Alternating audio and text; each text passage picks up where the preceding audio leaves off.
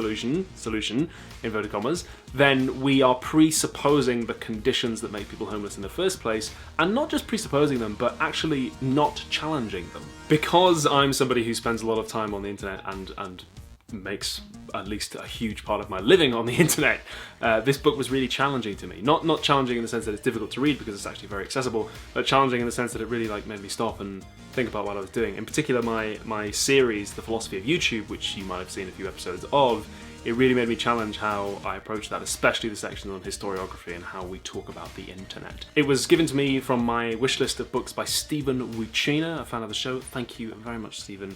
It has been an eye-opening read. Next up, an absolute cracker. It was sent to me by a longtime fan of the show, Dustin Simmons. It is Deirdre McCluskey's The Rhetoric of Economics. This one's really cool. McCluskey's thesis is that science, and economics in particular, is or can be examined through a literary lens, that it's a mode of speech, that whilst the process of scientific investigation with experimentation and demonstration and so on is one thing, any particular conversation about science, which of course includes not just literal conversations face to face, but also scientific papers, any kind of scientific writing, is an act of persuasion and can therefore be analysed in literary terms. She goes through some of the most famous economic papers written in the 20th century and examines them with a literary lens, saying this is the metaphor they've used, this is the authorial voice they've used, this is how they're trying to persuade you here. I really enjoyed the bits about statistics and statistical significance and the way people confuse statistical significance with significance in the sense of it's important for your life. There are some very interesting bits in here about how the rhetoric of mainstream economics and the rhetoric of Marxist economics are quite different, and that's why it's difficult to put the two together, because they're talking about different kinds of value, which I found that very cool. Again, it's pretty accessible, it's pretty simple. There are some tables and some data, but if you're a kind of reader who gets a little bit of lots of tables and data, then don't worry, you're in good company. I sometimes get like that too, and it's not totally dry and too bad. It's actually pretty entertaining in places. So again, thoroughly recommended. Last but not least, Dorothy Roberts' Fatal Invention. The book is about the concept of race and how that concept is used in medicine, in pharmacology, and in the surveillance industry. This has a lot of very detailed case studies. It really goes into depth on the studies and the data and so on, which I really enjoyed. It was nice to have that detail. She talks about DNA testing companies like 23andMe, you might have seen those, where you can send your DNA away and they will tell you what percentage of Asian genes, what percentage of white genes you have, all inverted commas, which presumes, she explains, the existence of some kind of pure person who would be 100% Asian genes, which of course no such person exists and never has, rather than the more accurate way of saying it, which would be you have these genes which are statistically more commonly found in, but not exclusive to, people who, for historical and political reasons about court decisions and statutes from that period of history, we have decided for now to give this name. Again, rather like Morozov says, we create a tool, in this case racial categories, and in creating it we presume that the world is a certain way and can only be approached in a way that would make that tool useful. That sort of thing comes up again in the section on pharmaceuticals, which again I found really fascinating. An example she gives is if we assume,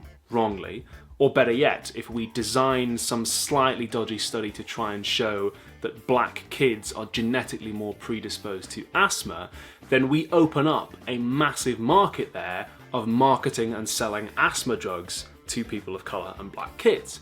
Whereas it would be a lot more challenging and not nearly as profitable to start looking at things like why do certain neighbourhoods where there are proportionally higher numbers of black kids have more airborne irritants which might contribute to asthma, and to start examining the kind of social issues around that. Again, once we invent a tool, then we can sometimes stop ourselves from seeing a different take on the problem that that tool was designed to address. It's not just genetics and science though, there's some really good stuff about history here. I really enjoyed the bits about how racial categories were just invented. Like the legal category of Asian was invented in the late 19th and early 20th centuries, just sort of created out of thin air by statutes and by court decisions in order to regulate who could and couldn't come into the United States. So it was really interesting to hear about that history. It was fascinating to hear about the history of American eugenics as well. I also really enjoyed the bits about DNA evidence, which I have to say, just as a layperson, I assumed that DNA evidence was like pretty bulletproof if you can bring it up in court, but it's actually not. She goes through all sorts of cases where she says, look, this is where the DNA evidence was misidentified, this is where somebody's DNA was harvested and there was a mistake made, or just somebody like labeled the wrong vial. Like, it can go wrong. And what that means is, if your DNA is on a government database, there is a chance, however small, that it will come up as a false positive. If they've got DNA from a crime scene and they're running it through the genetic database to just see if they can get a cold hit, and your DNA happens to be on the database, then there's a greater chance of you getting a false positive coming up and saying you were involved in this crime, of course, than if your DNA was never on that database. Which makes it all the more alarming, she says, that some states, and some states like American small states, and some states, big states, as in state government, are gathering DNA from people who haven't actually even been convicted of a crime, who haven't even been charged with a crime or arrested, just people who are like being routinely stopped by the police, are having like fingerprints taken, having DNA taken.